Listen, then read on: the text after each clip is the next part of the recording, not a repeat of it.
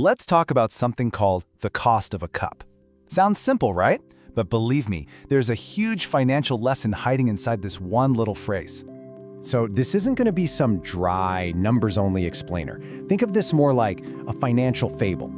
A simple story, but with a lesson that could seriously change the way you look at your money. And what's the big promise of this story? It's right here. How one small habit can change an entire future. I know it sounds a little dramatic, but stick with me.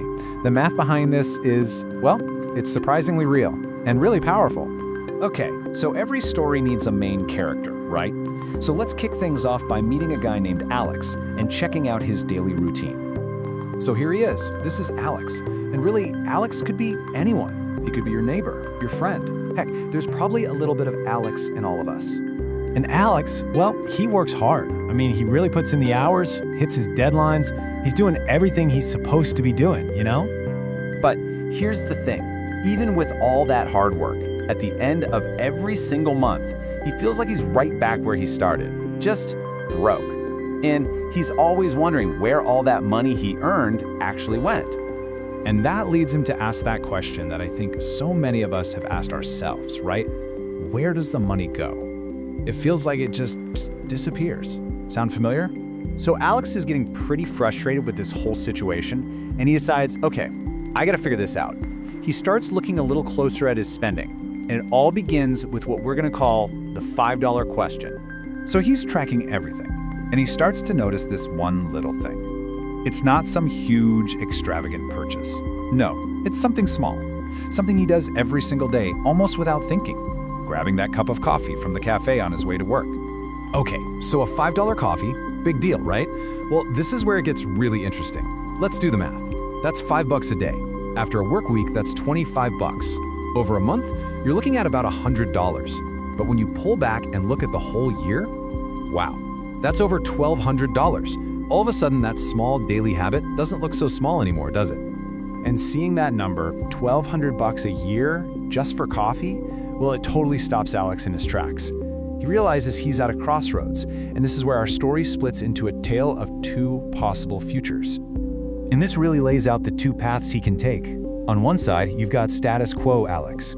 He just keeps buying the coffee, stays stressed about money, and keeps wondering where it all goes. But on the other side, we have investor Alex. He makes one tiny change. He skips the daily coffee and invests that $5 instead. And just like that, he starts building a totally different future. So, how exactly does that happen? How does $5 a day build a whole new future? Well, investor Alex has just stumbled upon one of the most powerful forces in all of finance. I'm talking about the magic of compounding. So what is compound interest? What's the big secret? It's actually pretty simple. Think of it like a snowball rolling down a hill. It starts small, but it picks up more snow, gets bigger, and starts rolling faster. That's your money. You earn returns on your original investment, but then you start earning returns on those returns. Your money is literally making money all by itself.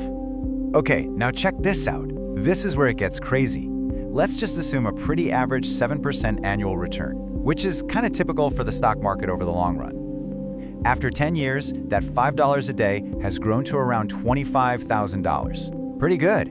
But here's where the magic really kicks in. By year 20, it's not double, it's way more.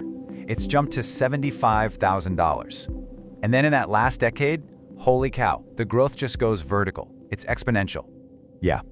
It grows to over $175,000. Let that sink in for a second.